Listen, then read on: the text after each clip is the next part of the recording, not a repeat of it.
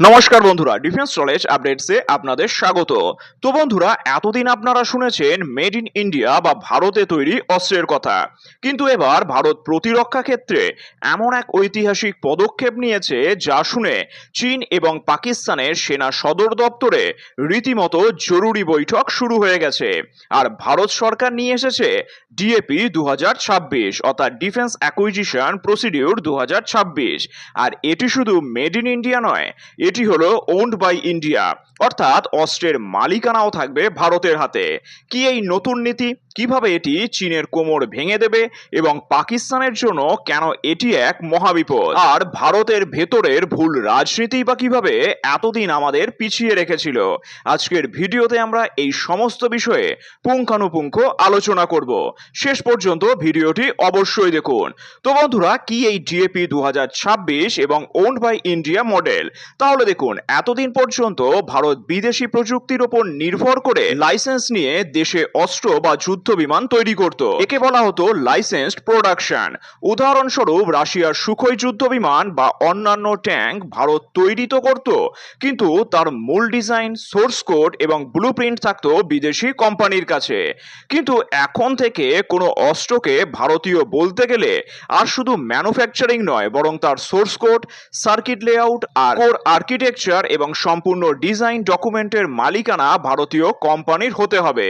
এবং সর্বাধুনিক বাই অর্থাৎ ইন্ডিয়ান আইডিডিএম ক্যাটাগরিতে আগে 50% ভারতীয় পার্টস ব্যবহারের বাধ্যতামূলক ছিল, কিন্তু এই নীতিতে তা বাড়িয়ে 60% করা হয়েছে। আর বিদেশি কোম্পানির থেকে শুধু স্ক্রু বা যন্ত্রাংশ এনে অ্যাসেম্বল করার দিন শেষ হয়ে গেছে। এখন ভারত প্রযুক্তির সহ উন্নয়নকারী এবং স্বাধীন স্রষ্টা হতে চায়। আর এই নতুন প্রতিরক্ষা নীতি ভারতের সামরিক এবং অর্থনৈতিক মানচিত্রে এক যুগান্তকারী পরিবর্তন আনবে। তো বন্ধুরা, যুদ্ধের সময় অনেক সময় বিদেশি সরবরাহকারীরা পার্টস দিতে দেরি করে বা ব্ল্যাকমেল করার চেষ্টা করে। নিজের সোর্স কোড বা ডিজাইন থাকলে ভারত নিজেই যে কোনো অস্ত্রের আধুনিকীকরণ বা আপগ্রেড করতে পারবে, আর এর জন্য কারো অনুমতির পরোয়া করতে হবে না। আর ভারতের লক্ষ্য হলো 2030 সালের মধ্যে বার্ষিক প্রতিরক্ষা রপ্তানি 50,000 কোটি টাকায় নিয়ে যাওয়া। নিজস্ব আইপি বা ডিজাইন থাকলে ভারত ফ্রিল্যান্সার হিসেবে বিশ্বের যে কোনো দেশের কাছে অস্ত্র বিক্রি করতে পারবে। এছাড়াও নতুন নীতিতে ক্ষুদ্র ও মাঝারি শিল্প এবং ডিফেন্স স্টার্টআপগুলোর জন্য নিয়ম নীতি অনেক সহজ করা হয়েছে, আর এর ফলে দেশের লাখ লাখ কর্মসংস্থান তৈরি হবে। আর ভারতের এই নীতি সরাসরি আঘাত আনবে আমাদের দুই প্রতিবেশী শত্রু দেশের ওপর, অর্থাৎ পাকিস্তান বর্তমানে চরম অর্থনৈতিক সংকটে ভুগছে এবং তাদের সামরিক প্রযুক্তি সম্পূর্ণভাবে চীন বা আমেরিকার ওপর নির্ভরশীল। ভারত যখন নিজস্ব প্রযুক্তিতে সস্তা এবং মারাত্মক নিখুঁত অস্ত্র তৈরি করতে শুরু করবে, তখন শক্তির ভারসাম্য সম্পূর্ণ ভারতের দিকেই ঝুঁকে যাবে।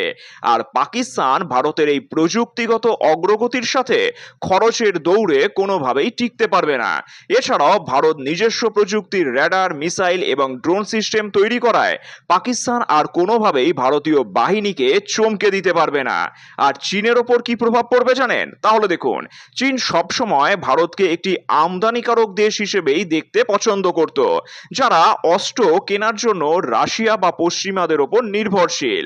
কিন্তু ডিএপি 2026-এর দ্রুত অনুমোদন প্রক্রিয়ার মাধ্যমে ভারত লাদাখ বা অরুণাচল সীমান্তের জন্য তাৎক্ষণিকভাবে প্রয়োজনীয় আধুনিক ড্রোন বা এআই চালিত অস্ত্র মোতায়েন করতে পারবে। এছাড়াও এশিয়া ও আফ্রিকার যে বাজারগুলোতে চীন তাদের সস্তা অস্ত্র বিক্রি করে প্রভাব খাটাতো, সেখানেও এখন ভারত নিজেদের বিশ্বমানের এবং সাশ্রয়ী অস্ত্র নিয়ে প্রবেশ করতে পারবে। আর এটি চীনের ভূ রাজনৈতিক ও বাণিজ্যিক আধিপত্যকে সরাসরি চ্যালেঞ্জ জানাবে। আর ভুল রাজনীতি এবং নেতিবাচক প্রভাব কি জানেন? তাহলে দেখুন, ভারত কেন এতদিন অস্ত্র তৈরিতে পিছিয়ে ছিল? এর পেছনে রয়েছে দশকের পর দশক ধরে চলা ভুল রাজনীতি এবং আমলাতান্ত্রিক জটিলতা।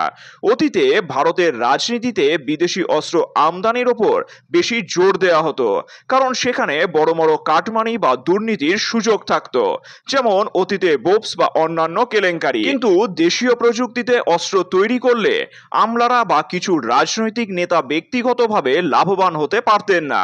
তাই তেজাস ফাইটার জেট বা অর্জুন ট্যাঙ্কের মতন দেশীয় প্রকল্পগুলোকে বছরের পর বছর ঝুলিয়ে রাখা হয়েছিল। আর রাজনৈতিক দলগুলো ভোট ব্যাংক বা বিনামূল্যে সুবিধা দেওয়ার রাজনীতিতে এতটাই ব্যস্ত ছিল যে প্রতিরক্ষা গবেষণার বাজেট সবসময় কম রাখা হতো। সামরিক বাহিনীকে আধুনিক করার চেয়ে রাজনৈতিক ফায়দা তোলাকেই প্রাধান্য দেওয়া হয়েছিল। বর্তমান সরকারের এই নীতি দেখায় যে রাজনৈতিক সদিচ্ছা থাকলে আমলাতান্ত্রিক জটিলতা দূর করে দেশীয় কোম্পানিগুলোকে সরাসরি এগিয়ে দেওয়া সম্ভব। আর টাকা এবং নীতি কাগজে কলমে ভালো হলেও বাস্তবায়নের ক্ষেত্রে কিছু কিছু সমস্যা রয়েছে যা বিশেষজ্ঞদের চিন্তায় রেখেছে। আসলে নতুন নীতিতে ডিজাইন ও মালিকানা যাচাই করার জন্য যে কঠোর অডিট ও নিয়মের কথা বলা হয়েছে তা বড় বড় কর্পোরেট হাউসের জন্য সহজ হলেও ছোট ডিফেন্স স্টার্টআপগুলোর জন্য বেশ জটিল হতে পারে। আর কিছু বিশেষজ্ঞদের মতে যদি কোনো কোম্পানি ভারতীয় ডিজাইনের নাম করে বিদেশি পার্টস লুকিয়ে ব্যবহার করে তবে তার জন্য শাস্তির বিধান মাত্র 5% জরিমানা বা অত্যন্ত শিথিল, যা জালিয়াতদের উৎসাহিত করতে পারে। সরকারকে এই ফাঁকফোকরগুলো অবশ্যই বন্ধ করতে হবে। আর সমস্ত খামতি সত্ত্বেও এই ডিএপি 2026 ভারতের প্রতিরক্ষা খাতকে এক নতুন উচ্চতায় নিয়ে যাবে। মেড ইন ইন্ডিয়া থেকে ওন্ড বাই ইন্ডিয়ার এই রূপান্তর ভারতকে 2047 সালের মধ্যে একটি সত্যিকারের বিকশিত ভারত এবং সামরিক পরাশক্তি হিসেবে গড়ে তুলতে সাহায্য করবে।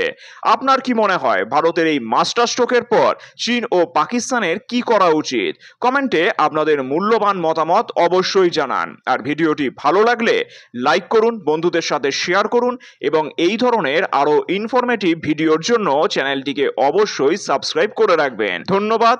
জয় হিন্দ।